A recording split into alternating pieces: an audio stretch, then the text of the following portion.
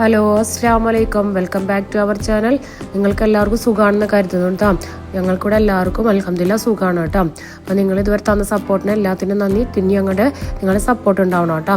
അപ്പോൾ നമുക്ക് പുതിയൊരു വീഡിയോയിലേക്ക് പോവാം കേട്ടോ. അപ്പോൾ ഇന്ന് കുമ്പളങ്ങ വെച്ചിട്ട് ഒരു മോരുകറിയാണ് ഉണ്ടാക്കണം. സിമ്പിളായിട്ട് ഉണ്ടാക്കാൻ പറ്റണേ.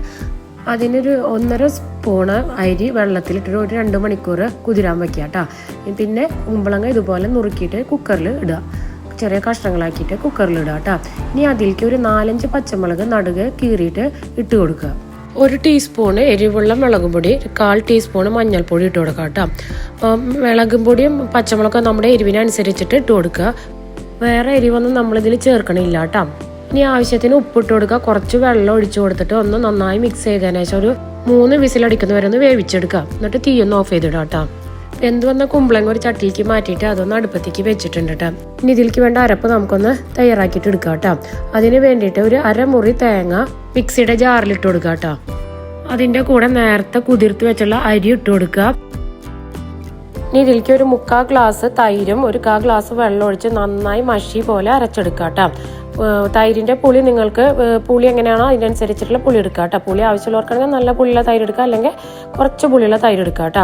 ഇത് നന്നായി അടിച്ചു കൊടുത്തിട്ട് കറിയിലേക്ക് ഒഴിച്ചു കൊടുക്കുക കേട്ടോ. അപ്പോൾ തീ ഒന്ന് സിമ്മിലിടുക. ഒന്ന് നന്നായിട്ടൊന്ന് ഇളക്കി കൊടുത്തതിന് ശേഷം ഒന്ന് തിള വരുമ്പോഴത്തേന് തീ ഓഫ് ചെയ്യുക കേട്ടോ. ഇനി നമുക്കിത് ഒന്ന് കടുക് വറുത്തിടാം കേട്ടോ. ഈ ചട്ടി അടുപ്പത്ത് വെച്ചിട്ട് കുറച്ച് വെളിച്ചെണ്ണ ഒഴിച്ചു കൊടുക്കുക. എന്നിട്ട് അതൊന്ന് ചൂടായി വരുമ്പോൾ കടുക് ഇട്ട് കൊടുക്കുക. കടുക് പൊട്ടി വരുമ്പോൾ ഉലുവ ഇട്ട് കൊടുക്കുക. അതൊന്ന് ചൂടായി വരുമ്പോൾ കറിവേപ്പിലയും ഉണക്കമുളക് ഇട്ട് കൊടുത്തിട്ട് നമ്മുടെ കറിയിലേക്ക് ഒഴിച്ചു കൊടുക്കുക കേട്ടോ. അങ്ങനെ നമ്മുടെ കുമ്പളങ്ങ മോര് കൂട്ടാൻ ഇവിടെ റെഡി ആയിട്ടുണ്ട് കേട്ടോ. ഇതൊന്ന് ട്രൈ ചെയ്ത് നോക്കണേ. നമ്മൾ സാധാരണ ജീരകവും ഒക്കെ തേങ്ങയിലിട്ട് അരച്ചിട്ടല്ല ഉണ്ടാക്കണത്. അതിൽ നിന്ന് വ്യത്യസ്തമായിട്ട് മുളക് പൊടി കുറച്ച് കൂടുതലൊക്കെ ഇട്ടിട്ടാണ് ഉണ്ടാക്കിയിട്ടുള്ളത്. നല്ല കട്ടിയോട് കൂടിയിട്ടുള്ള ഒരു തൈര് കറിയാണ്. എല്ലാവരും ഒന്ന് ഉണ്ടാക്കാം കേട്ടോ. അന്നത്തെ വീഡിയോ എത്രയുള്ള എല്ലാവർക്കും ഇഷ്ടപ്പെട്ടെന്ന് കരുതുന്നു. ഇഷ്ടപ്പെട്ടാൽ ലൈക്ക് ചെയ്യുക, ഷെയർ ചെയ്യുക, കമൻറ്റ് ചെയ്യുക. അടുത്തൊരു വീഡിയോ ആയിട്ട് വരുന്ന എല്ലാവർക്കും അസ്സലാമു അലൈക്കും.